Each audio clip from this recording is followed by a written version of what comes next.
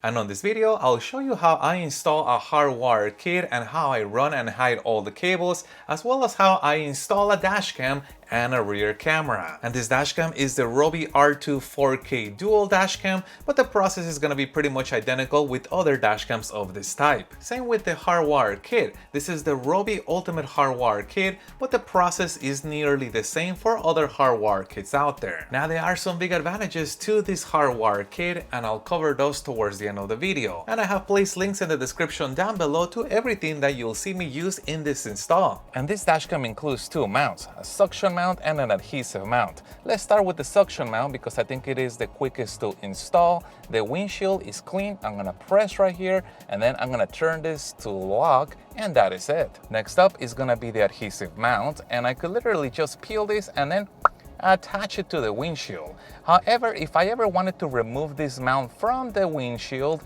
this is very strong glue and it could potentially leave residue right here and actually even make it difficult for me to remove it from the vehicle. So what they have also included is this optional static film, and the idea of the static film is that that gets applied to the windshield first, and then the adhesive mount gets applied to the static film, which has the advantage that if I ever wanted to remove the static film can come off the windshield along with the dash cam altogether, avoiding the mess of leaving residue behind if I were to apply this directly to the windshield. And the first step is gonna be to find where this is gonna be installed at, and once I know that location, then I can use the included cleaning wipe to clean this so it's nice and clean for the static film. And now that the surface is dry, I can go ahead and apply the film. You'll notice that there is a little corner tab, so I'm gonna go ahead and peel on that to separate the film.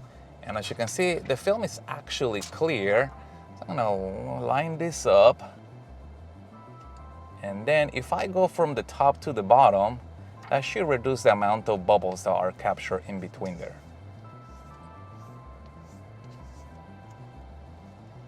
And you can see how transparent the film is. Pretty much the only indication that is on here is the lettering and also the location where the dashcam is gonna be mounted. Again, there is a little tab right here. I'm gonna go ahead and peel that back. That's it. Next up is gonna be the power cable.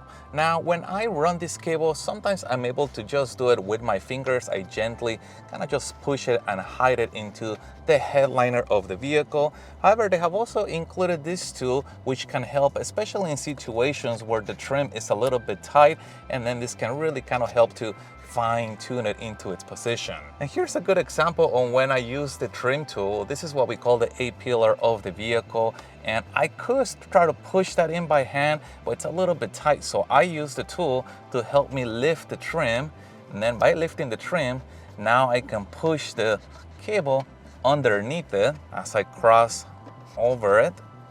Again, lifting on here, just gently. And now the cable has made it to the other end. Now this is a lot easier than having to pull the entire panel, saves me time and avoids breaking any potential clips in the process of trying to pull this off. Now it is extremely important to point out that this vehicle does not have an airbag in this area. If there was an airbag on here and I were to place the cable right here, now the airbag is gonna be obstructed by that cable, and I do not wanna interfere with that airbag in any shape, way, or form. So I'm gonna go ahead and place this cable behind the airbag. Let me show you how I do that. And the first thing that you'll notice is that I have not connected the power cable to the dash cam, and I have not hidden the cable underneath the headliner. The first thing I'm gonna do is I'm gonna put the power cable behind the airbag. Now, the first thing that I wanna point out is that the airbag in here is live. And imagine this can blow at any moment, and if my face is close to it, I could potentially be in very big trouble. And also, these airbags can still be live even after the battery is disconnected, because they're designed to blow in the case of a car crash when the battery has been lost. So definitely an area of danger. So now I'm gonna go ahead and pull on this rubber trim, and that's gonna give me some space. And what I'm gonna try to do, I'm gonna avoid pulling any panels off. Sometimes these panels can come off, but putting them back on can be very difficult, and sometimes the clips can be broken in the process. So pulling this gives me some space to begin to insert the cable. And from the outside of the vehicle, you can see that airbag located right here. So I'm gonna go ahead and feed the cable behind it, and I'm just gonna push it until it comes out the other side. So as you can see with this hand, I'm gonna start to lift on here, and I'm trying to find that cable. There it is. So I'm feeding it with the other side, catching it with this side, and I have effectively routed that cable behind the airbag. Now I'm just gonna go ahead and pull more cable, just enough so I can reach the dash cam, and then I can do just like before. I'm gonna tuck it underneath the headliner. Now I'm gonna go ahead and continue to route this cable on its way down towards the fuse box of the vehicle. And again, notice how I lift any part of the trim using the trim tool, and then I use my fingers to gently route the cable on its way down. And then I'm gonna continue down until I reach the fuse box of the vehicle. Now the fuse box normally is gonna have some kind of cover, either a large one like this, or sometimes there is a smaller cover, or sometimes there is no cover at all. Sometimes the fuse box is not on the side like this, sometimes it is hidden downward a little bit lower, so it just varies from vehicle to vehicle. But probably the best part about the fuse box is that there's normally gonna be a diagram telling me what each fuse does, which is gonna help me to find the place where I'm gonna connect the dashcam hardwire to. And notice that the Hardwire kit has 3 wires, a red one that has been labeled BAT, a black one that is labeled GND, and then this yellow one which has been labeled ACC. I'm gonna start with this red one, again that is labeled BAT. And this is where the probe comes in, and again this is included in the kit. And notice that the probe on one of the ends, it has this clip. This I have connected it to a metallic portion of the vehicle, and once it's connected to a metallic portion of the vehicle, and can use the other end to probe the fuses. And let me show you where I'm actually probing. The fuses actually have a small part that is metal and that is exposed. That is right here. And there is also another spot right here. Now it might be easier to see it on the red one. You can see that metal right there. And again, right over here. Now let me show you when I probe the fuse. You can see that the probe lights up. Now the car is currently off, and this has power, and that is exactly what I'm looking for the red wire. The red wire wants to have power all the time, even when the vehicle is off. Now I'm gonna look at the fuse diagram, and here is the fuse that I was probing, and in this case it happens to be for the power mirror. Now I would not want to use fuses that are for things that are critical to the vehicle, such as the computer or the ABS, which is what drives the brakes, or things that drive the airbags. Those are critical systems that I would not want to tamper with. And now that I identified that this is the fuse that I want to use, I'm gonna go ahead and remove it.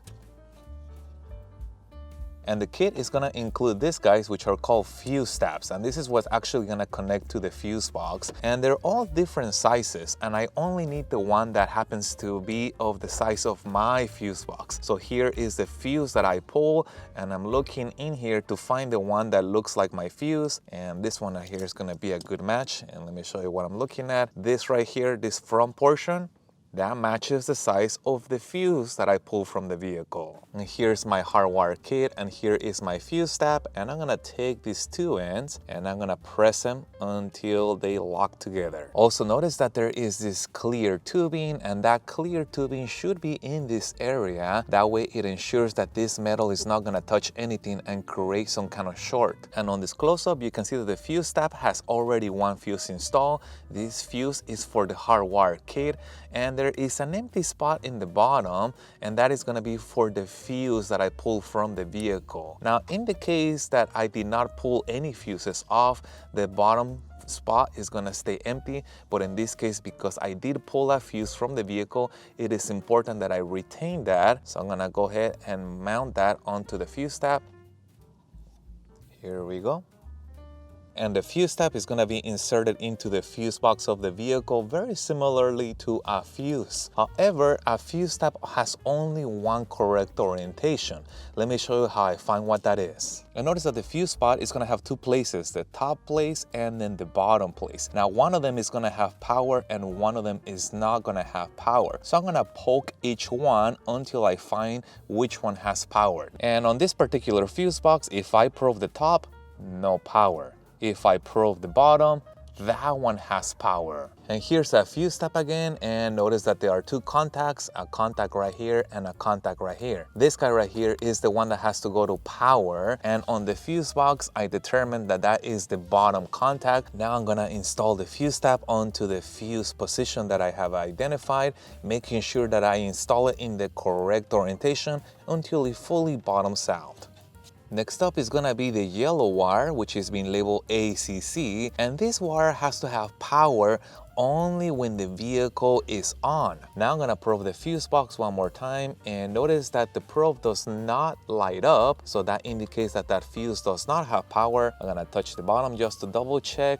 No power, and the vehicle is currently off, so it is possible that that fuse could be a good location for ACC, which is the yellow wire, which should only have power when the vehicle is on. And now I'm gonna confirm if that fuse does in fact only turn on when the vehicle is turned on. And for this test, I'm gonna turn the key to the ACC position or the on position, but I'm not gonna start the engine. Notice that that is one more position, so I'm only gonna go as far as ACC or the on position. And with the key on the ACC position or the on position, I'm gonna probe that fuse one more time, and notice that it does have power now. And I'm gonna show you what happens when I turn off the vehicle completely. I'm gonna turn the key to off, and you can see that the power stops. So that is definitely a fuse that only has power when the vehicle is on. Once again, I'm gonna take a look at the fuse box diagram of the vehicle, and here is the fuse that I was probing, and that happens to drive the automotive adapter, which is that cigarette lighter socket. Once again, I would not wanna use anything else that is critical for the vehicle to avoid interfering with any of those systems. And here is the second fuse step, and once again there is already a fuse already installed, which is for the Hardwire Kit, and an empty position in the bottom for the fuse that was pulled from the vehicle. So I'm gonna go ahead and transfer that over, and I put that in there, and I'm gonna fully press until it sits in. Here we go. Now I'm gonna connect the fuse step to the Hardwire Kit. I'm gonna take those two ends, press them in together until they fully lock, and making sure that the clear portion stays over all the metal portions so there is no possibility of a short. And I'm repeating the process as before. I'm gonna probe the top, it does not light up. I'm gonna probe the bottom lights up, so the bottom contact is what has power. And now I can install the fuse step. The bottom contact in this vehicle is what has power, so the bottom contact has to match with this blade. That's how I know the correct orientation of the fuse step. I'm gonna put that in here, and I'm gonna press until it fully locks in place. So I have successfully made the connection for ACC and for BAT. Now I only have this black wire to worry about, which has been labeled GND, which stands for ground, which is a metallic portion of the car's body. And I already know where ground is at because here is a metallic portion of the body, and I actually have been using it for the probe. That is ground. So I'm gonna install this underneath this bolt, and as you can see, I just loosened up the bolt, and then I took that terminal, put it underneath it, and then I retightened the bolt, giving me a solid connection to ground. And because there are 3 wires that have to be connected to the vehicle in 3 correct places for the Hardwire Kit to work correctly, there is the possibility that one of those wires could be placed in the incorrect place, or maybe it was not connected at all. And the Rove actually includes a little diagram that tells you what happens if some of those wires are switched, or if some of those wires are incorrectly left disconnected. Now this is very handy for an installer because it can potentially help with the troubleshooting process and confirming if the dashcam is correctly hardwired or incorrectly hardwired. And here's some of the telltale signs of an incorrect hardwire installation. Is that the dashcam may not show the parking mode options or may not let you activate the parking mode options if the Hardwire Kit is incorrectly installed.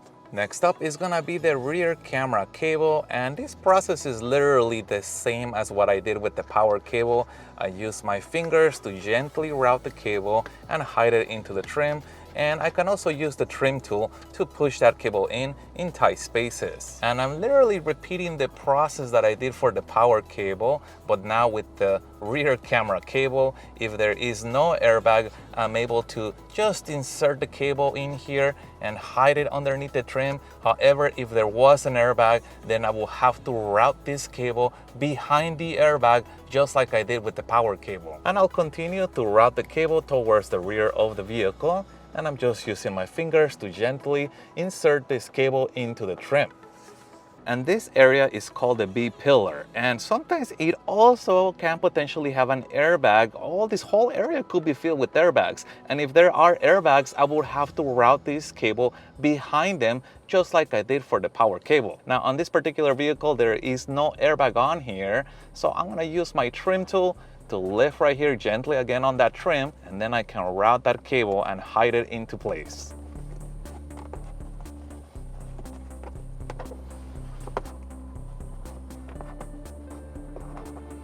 And I'm now in the rear of the vehicle, and again, using my fingers, I am just hiding this cable into the trim of the car.